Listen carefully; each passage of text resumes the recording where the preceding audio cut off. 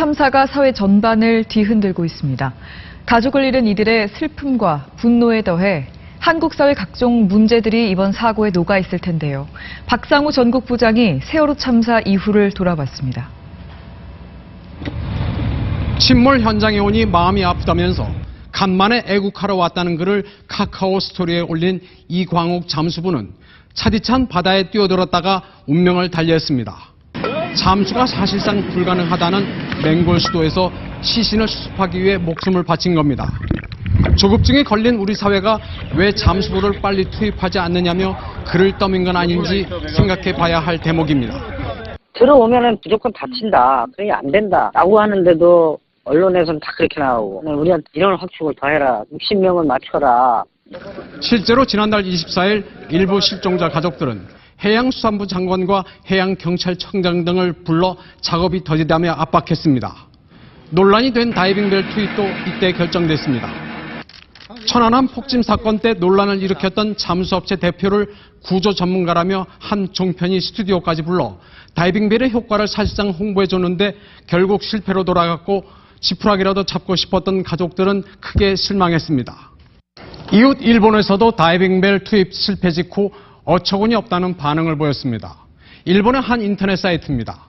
19세기에 개발된 장비로 20세기에도 사용하지 않았던 것을 21세기에 사용한다는 주장을 진지하게 받아들인 한국인이 무섭다.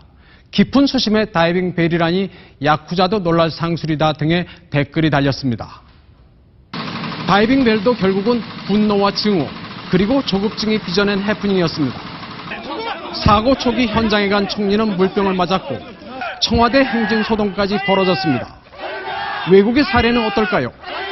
스촨 대지진 당시 중국에서는 원자바오 총리의 시찰에 크게 고무됐고 대륙 전역이 힘내라 중국, 중국을 사랑한다는 애국적 구호로 넘쳐났습니다. 동일본 사태를 겪은 일본인들은 가눌 수 없는 슬픔을 혼내, 즉 속마음에 깊이 감추고 다테마에, 즉 외면은 놀라울 정도의 평상심을 유지했습니다. 국내를 보더라도 경주 마우나 리조트 참사 이후 한 유가족은 오히려 조문객들을 위로했습니다. 부산 외국어 대학교 교직원 그리고 학생 여러분 너무 슬퍼하지 마십시오. 당신들 책임이 아닙니다. 이번 참사에서도 고 정차훈 군의 유족들은 장례비용 전액이 국가에서 지원됐지만 나라 돈을 허투루 쓰지 않겠다며 가장 싼 수위와 관으로 장례를 치러 감동을 주고 있습니다. 정부도 이번 사고에서 초동 대처 미흡은 물론이고 대책본부가 여러 개로 분산돼 일사불란한 구조작업의 사령탑이 없었다는 점은 비난을 피하기 어려워 보입니다. 어린 넋들을 불의의 사고로 잃은 크나큰 슬픔은 누구라도 이해할 수 있습니다. 그러나 이제는 분노와 슬픔을 넘어 처음부터 무엇이 잘못됐는지를 냉철하게 이성적으로 따져보고 참사를 불러온 우리 사회 시스템 전반을 어떻게 개조해야 될지 고민할 때입니다. MBC 뉴스 박상호입니다. 쌀6 세월호 참사 가족협의회에서 집행인단을 고용한 예의학과 유병근입니다. 여러 가지 시간 문제도 있고 그래서 관련된 사례 이런 것들을 이 자리에서 말씀드릴 자리는 아닌 것 같습니다. 이미 자료도 정말 좋은 자료가 나와 있고요.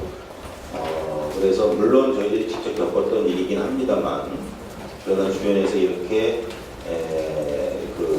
대한민국 언론을 바꾸기 위한 어떤 계기와 출발점으로 세월호 참사를 진지하게 다루고 계시다는 것에 대해서 감사하다는 그런 말씀을 다시 한번 드리고 싶습니다. 지금 영상에 나왔는데 좀 저 영상과 관련해서 이렇게만 말씀을 드리고 싶어요. 잊지 않고 있습니다. 앞으로 언제가 됐든 어느 때가 됐건 어떤 기회가 되건 저 보도를 준비한 사람들과 저렇게 나와서 이야기를 하는 사람들은 저희들은 가만두지 않습니다. 그것은 법적인 수단을 통하든 사적인 수단을 통하든 결코 잊지 않고 있다는 것을 다시 한번 말씀드립니다. 다만 지금은 저것도 중요하지만 미수자를 수습하고 진실을 찾아가기 위한 그 출발 자체가 이제 막 걸음을 떼기 시작한 시기이기 때문에 지금 거기에 집중을 하고 있을 뿐 우리 유가족들은 결코 저 보도를 잊지 않고 있다는 것을 다시 한번 강조를 드립니다. 간략하게 오늘 KBS와 MBC에 좀 집중을 해달라는 주문을 받았습니다. 근데 아무리 생각을 해봐도 KBS와 MBC도 포함되지만 사실 대한민국 언론 전반에 대한 이야기로 자꾸 이렇게 나가는 것 같아요. 좀 생각을 하다 보니까.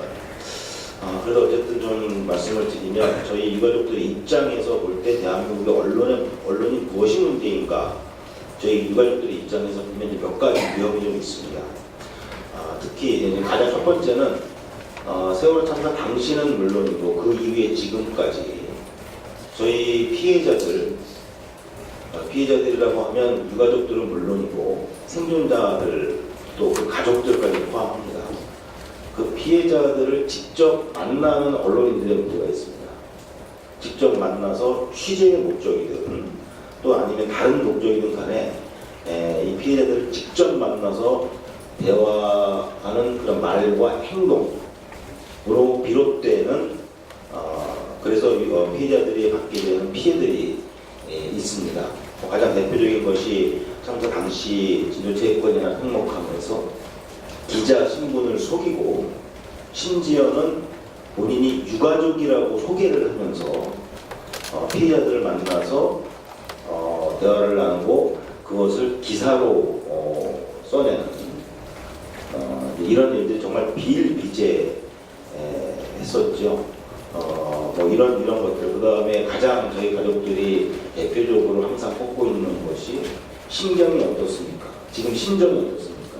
예를 들면 시신을 찾았을 때 기자들이 와서 심정이 어떻습니까? 미수사 가족들에게 유해가 발견이 됐다는데 심정이 어떻습니까? 이런 문제. 이런 질문은 정말 바보 같은 질문이거든요.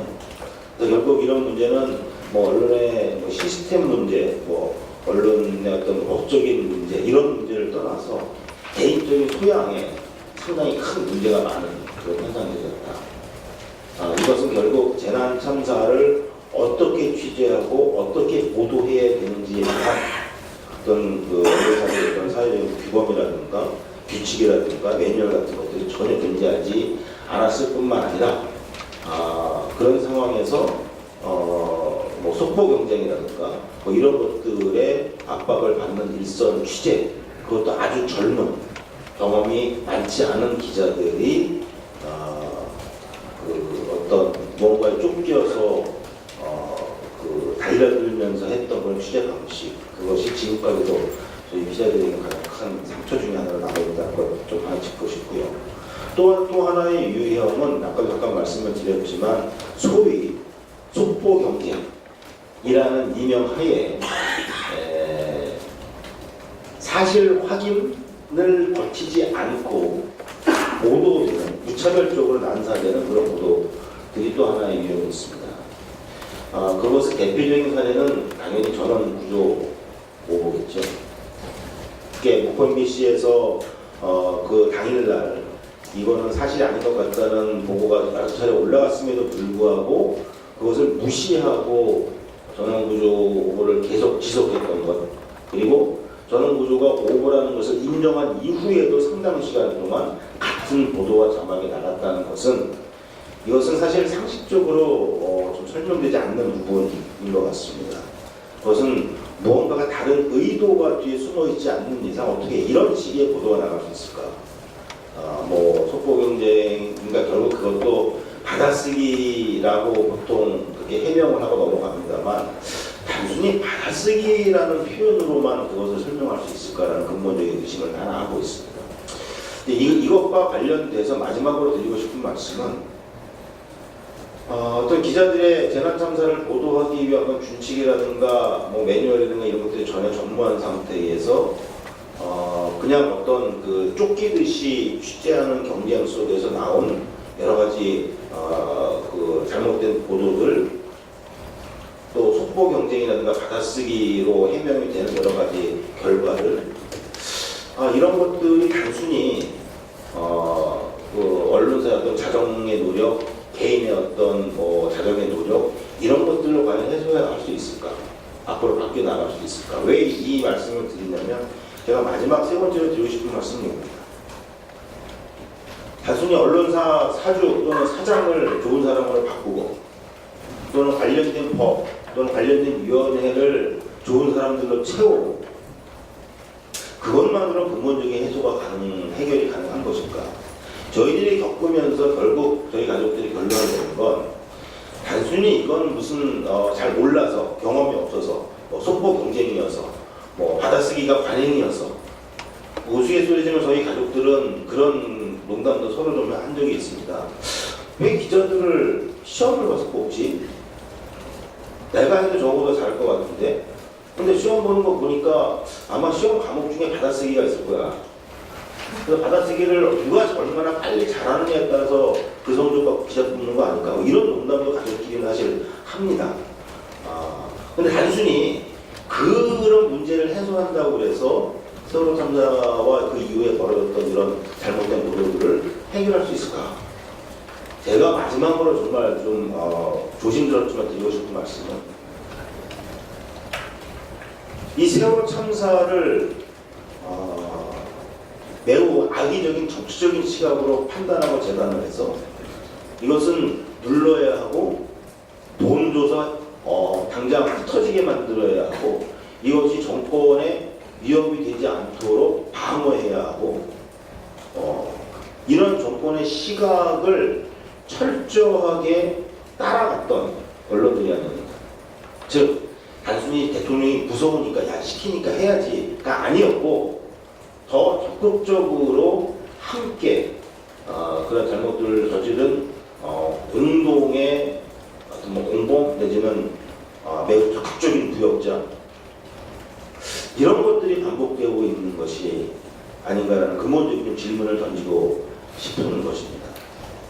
결국 언론이 그래서 이제 오늘 두 분 KBS와 MBC 나오셨고 물론 이제 한 분은 현직에 앉으시기도 하고 같이 싸우시는 입장이기도 합니다만 저희 가족들이 아쉬워하는 것 중에 하나는 이런 겁니다. KBS에 문제가 있다. 그러면 KBS 안에 있는 사람들은 왜 조용할까? 물론 알고 보니까 조용했던 건 아니거든요. 굉장히 그 안에 치열하게 싸우시고 또 투쟁을 하시고 또 제대로 보존하기 위해 데스크와 싸우고 이런 것들 나중에는 충분히 알게 됐습니다만 근데 밖에서 볼 때는 왜 점점 그 문제를 자신의 일로 여기고 스스로 해결해 나갈 사람들이 이렇게 모습이 보이지 않을까? 결국 본인들이 스스로 그 문제를 해결하는 주체가 되었을 때 나중에 또 시대가 바뀌고 사람이 바뀌어도 그 문제를 해쳐나갈 수가 있지. 외부의 힘으로, 정치적인 힘으로, 국회의 힘으로 뭔가를 바꿔서 그 문제를 해결해 주면 과연 그 안에서 그 해결되는 것을 계속 그 힘을 이어나가면서 지켜나갈 수 있을 것인가라는 또 잘 모르지만 가족들이 그런 생각도 많이 하게 됐던 것이죠. 그래서 시간이 좀 지났습니다만 딱 한 문장으로 결론을 내리고 싶은 건 무슨 보도가 잘못됐냐 이런 걸 다 떠나서 근본적으로